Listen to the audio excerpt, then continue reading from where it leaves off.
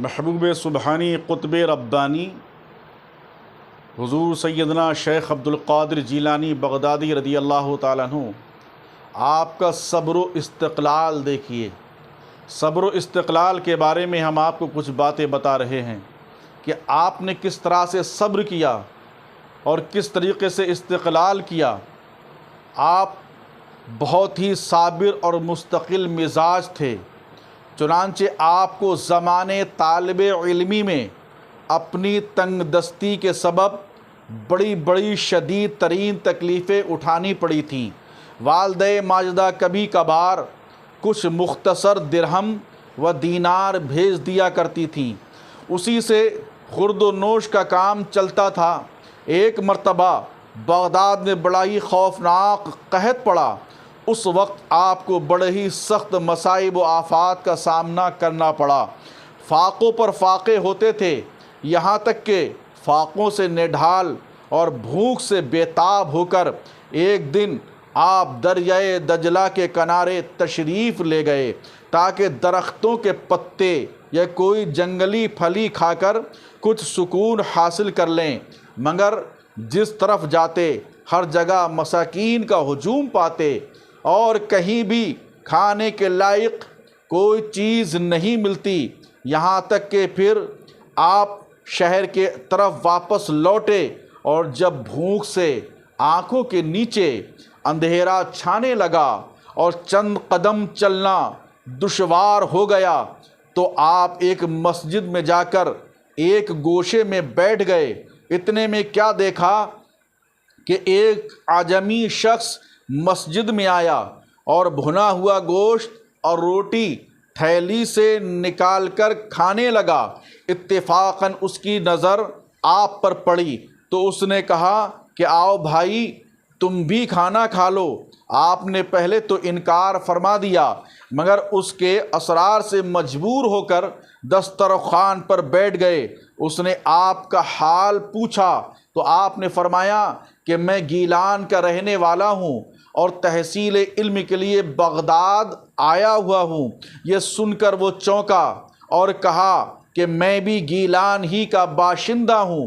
اچھا تم یہ بتاؤ کہ تم گیلان کے رہنے والے کسی طالب علم کو جانتے ہو جس کا نام عبدالقادر ہے؟ آپ نے فرمایا کہ وہ تو میں ہی ہوں۔ یہ سن کر اس کی آنکھوں سے آنسو جاری ہو گئے اور وہ رو رو کر کہنے لگا کہ میاں سید زادے، خدا کی قسم میں نے تم کو بہت تلاش کیا مگر تم نہیں ملے، اور بغداد میں میری ساری رقم خرچ ہو گئی۔ تمہاری والدہ نے چند درہم تمہارے لیے بھیجے تھے جو میرے پاس امانت تھے، لیکن آج جب کہ 3 دن کے مسلسل فاقوں سے میں جاں بلب ہو گیا تو میں نے تمہاری امانت میں سے یہ کھانا خریدا ہے۔ خدا کی قسم یہ کھانا تمہارا ہے اور میں تمہارا مہمان ہوں۔ میں نے انتہائی مجبوری کے عالم میں تمہاری امانت میں خیانت کا جرم کیا ہے، للہ میرا یہ قصور معاف کر دو۔ آپ نے خدا کا شکر ادا کرتے ہوئے نہایت خندہ پیشانی کے ساتھ مسکرا کے اس کو معاف فرما دیا۔ اگر اس جگہ کوئی اور ہوتا تو کیا عالم ہوتا، لیکن یہ غوث اعظم کی ذات ہے۔ آپ مسکرائے اور اس کو معاف فرما دیا اور اس کے پاس سے باقی درہموں کو لے کر اس کی دلجوئی کے لیے اس میں سے کچھ درہم اس کو عطا کر کے رخصت کیا۔ اس واقعے کو قلائد الجواہر میں بیان کیا گیا ہے۔ حضرات، روایت ہے کہ اسی قحط بغداد کے وقت بہت سے طالب علم غلہ وصول کرنے کے لیے دیہاتوں میں جانے لگے تو آپ بھی ان کے ساتھ چلے گئے اور ایک گاؤں میں پہنچے۔ وہاں ایک بزرگ رہتے تھے اور ان کی نظر جمال غوثیت پر پڑی تو وہ اپنی فراست باطنی سے تاڑ گئے کہ یہ ذرہ کبھی آفتاب بن کر چمکنے والا ہے۔ چنانچہ ان بزرگ نے آپ کو سامنے بلا کر فرمایا کہ بیٹا عبدالقادر، طالبان حق کبھی کسی کے سامنے سوال کے لیے ہاتھ نہیں پھیلاتے ہیں۔ پھر انہوں نے آپ سے عہد لیا کہ کبھی سوال نہیں کریں گے۔ چنانچہ حضور غوث اعظم رضی اللہ تعالیٰ عنہ تمام عمر اپنی اسی عہد کے پابند رہے اور بڑی سے بڑی مشکلات میں بھی کسی کے آگے دست سوال دراز نہیں کیا۔ یہ بات غور سے سننے کی بات ہے کہ حضور غوث پاک رضی اللہ تعالیٰ عنہ نے بڑی سے بڑی مشکل میں آپ نے کسی کے سامنے اپنا ہاتھ نہیں پھیلایا، مگر حضرات گرامی حضور غوث اعظم رضی اللہ تعالیٰ عنہ کا یہ عہد اور یہ عمل ان پیر زادوں کے لیے تازیان عبرت ہے جو دن رات مریدوں کی جیبوں پر نظر رکھتے ہیں اور ہر وقت کسی نہ کسی فرمائش اور سوال سے اہل دنیا کے سامنے اپنی خاندانی وجاہت کو پامال کرتے رہتے ہیں اور سوائے لینے کے کسی کو کچھ دینے کا تصور ہی نہیں کر سکتے ہیں۔ بس یہی سوچتے ہیں کہ مرید آئے تو دے جائے اور مرید کے گھر جائیں تو ہمیں کچھ عطا فرمائے، جا رہے ہوں تو ہماری خدمت کرتا رہے۔ آپ دیکھیے یہ غوث پاک رضی اللہ تعالیٰ عنہ کی شان مبارکہ ہے۔ یہاں پر ایک بات مجھے یاد آتی ہے اور یہ ایک چھوٹا سا لطیفہ بھی ہے، آپ سنیں گے تو آپ بھی سن کر خوش ہو جائیں گے۔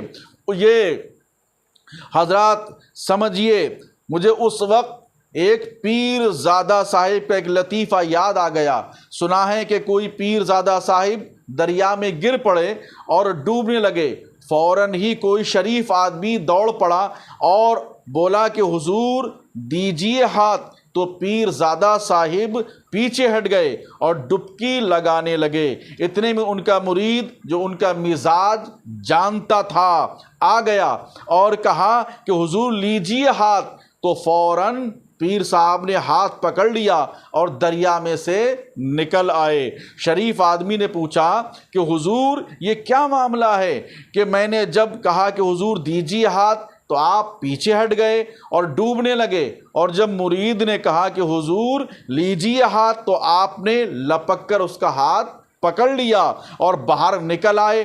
تو پیر زادہ صاحب نے فرمایا کہ کچھ نہیں، بس دیجیے اور لیجیے کا فرق ہو گیا ہے، دیجیے اور لیجیے کا فرق ہو گیا ہے۔ آپ نے دیجیے ہاتھ کہا تھا اور ہم پیر زادے لوگ بھی دیجیے کا لفظ سننے کے لیے تیار نہیں ہو سکتے، خواہ ہم ڈوب ہی کیوں نہ جائیں، ہم تو بس لیجیے سننے کے خوگر ہیں۔ اس لیے جب مرید نے لیجیے ہاتھ کہا، حسب عادت ہمارا ہاتھ بڑھ گیا اور ہماری جان بچ گئی۔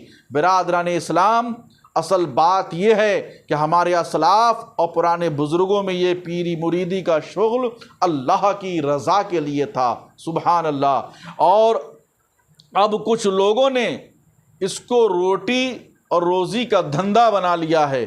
اب تو حال یہ ہے کہ کسی مسخرے شاعر نے کہا، اب تو گاؤں میں چلے جائیے، شہروں میں دیکھیے تو اب مریدوں سے زیادہ پیروں کی تعداد ملتی ہے، لیکن کسی مسخرے شاعر نے کہا تھا کہ باندھے کوئی رومال تو روٹی کے واسطے، باندھے کوئی رومال تو روٹی کے واسطے، کپڑے جو پہنے لال تو روٹی کے واسطے، سر پہ بڑھائے بال تو روٹی کے واسطے، ہے سارے کشف و حال روٹی کے واسطے، اور آیا اگر جلال تو روٹی کے واسطے، آیا اگر جلال تو روٹی کے واسطے، دکھلایا اگر جمال تو روٹی کے واسطے، تسبیح ذوالجلال تو روٹی کے واسطے، قوالی اور حال تو روٹی کے واسطے، گدی کا ہے جدال تو روٹی کے واسطے، قبروں پہ ہے دھمال تو روٹی کے واسطے،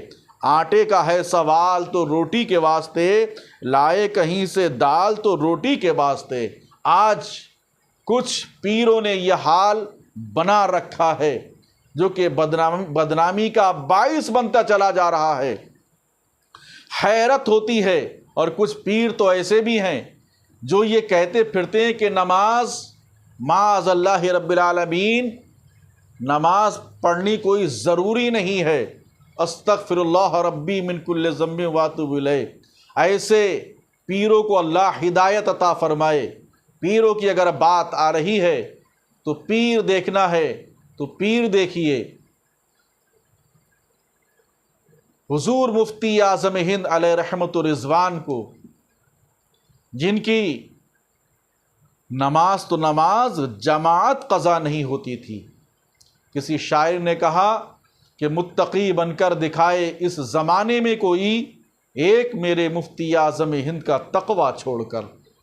پیر ہو تو ایسا ہونا پیر چاہیے، کیسے کیسے پیر الحمدللہ ہمیں ملے، اور ایسے پیروں سے ہم وابستہ ہیں الحمدللہ کہ ہمارا سلسلہ حسب و نسب بہترین ہے، ہم ان پیروں کو ماننے والے ہیں جو متقی، پرہیزگار، عبادت گزار، جن کی کرامتوں کا ظہور ہوا۔ لیکن ان پیروں سے اللہ بچائے جو گاؤں میں ڈیرا ڈالے رہتے ہیں اور اس کے بعد مریدوں کی جیبوں پر نظر رکھتے ہیں۔ برادران ملت، انہی حالات کو دیکھ کر ڈاکٹر اقبال نے بڑی حسرت کے ساتھ کہا تھا کہ قم باذن اللہ جو کہتے تھے سب رخصت ہوئے، قم باذن اللہ جو کہتے تھے سب رخصت ہوئے، خانقاہوں میں مجاور رہ گئے یا گور کن۔ بہرحال میں یہ عرض کر رہا تھا کہ حضور غوث اعظم رضی اللہ تعالیٰ عنہ نے اپنے طالب علمی کا زمانہ بڑی ہی عسرت اور تنگ دستی کی حالت میں گزارا، مگر صبر و استقلال اور عزم و استقامت کے ساتھ برابر تحصیل علم میں مشغول رہے، یہاں تک کہ علمی تباہر اور کمال میں اپنے دور کے عالم بے مثال بن گئے، اور ہر طرف آپ کے علمی جلالت کا سکہ بیٹھ گیا۔ آپ کے علمی کمال کا یہ حال تھا کہ جب بغداد میں آپ کی مجالس وعظ میں 60 اور 70 ہزار سامعین کا مجمع ہونے لگا، سبحان اللہ، تو بعض عالموں کو حسد ہونے لگا کہ ایک عجمی شخص کو بغداد میں اس قدر مقبولیت کیوں کر حاصل ہو گئی۔ چنانچہ حافظ ابو العباس احمد بن احمد بغدادی اور علامہ حافظ عبد الرحمن ابن جوزی، جو دونوں اپنے وقت میں علم کے سمندر اور حدیثوں کے پہاڑ شمار کیے جاتے تھے، آپ کی مجلس وعظ میں بغرض امتحان حاضر ہوئے، اور یہ دونوں ایک دوسرے کے سامنے بیٹھ گئے۔ جب حضور غوثیت مآب نے تقریر کرنا شروع فرمائی تو ایک آیت کی تفسیر بیان فرمانے لگے۔ پہلی تفسیر سنائی تو دونوں عالموں نے ایک دوسرے کی طرف دیکھا اور دونوں نے تصدیق کرتے ہوئے سر ہلا دیا۔ اسی طرح 11 تفسیروں تک تو دونوں ایک دوسرے کی طرف دیکھ کر سر ہلاتے رہے اور تصدیق کرتے رہے، مگر جب حضرت غوث پاک نے 12ویں تفسیر بیان فرمائی تو اس تفسیر سے دونوں ہی لا علم تھے، اس لیے آنکھیں پھاڑ کر دونوں آپ کا منہ تکنے لگے۔ اسی طرح 40 تفسیریں اس آیت کی آپ نے بیان فرماتے ہوئے چلے گئے، اور دونوں محو حیرت بنے سنتے اور سر دھنتے رہے، اور پھر آخر میں آپ نے فرمایا کہ رجعنا من القول الى الحال لا الہ الا اللہ محمد رسول اللہ، یعنی اب قال سے ہم حال کی طرف پلٹے، یہ فرمایا، اور ایک مرتبہ جو بلند آواز سے کلمہ طیبہ کا نعرہ بلند فرمایا تو ساری مجلس میں ایک جوش کیفیت اور اضطراب پیدا ہو گیا، اور علامہ ابن جوزی نے جوش حال میں اپنے کپڑے پھاڑ ڈالے۔ اس واقعے کو بہجت الاسرار کے اندر بھی نقل کیا گیا ہے۔ یہ غوث اعظم کی علمی تباہر کا معاملہ تھا، حضور غوث اعظم کے علمی مقام تھا، اور ہم آپ کو اور بتائیں گے کہ آپ غوث اعظم رضی اللہ تعالیٰ عنہ کے علم کی شان تو سنیے، اور تصوف کے بارے میں سنیے، سلوک کے بارے میں سنیے، اور غوث اعظم کی بارگاہ میں کتنے علماء آتے تھے کہ فائدہ حاصل کرنے کے لیے انشاءاللہ آنے والے وقت میں ہم یہ بھی آپ کے سامنے ضرور بیان کریں گے۔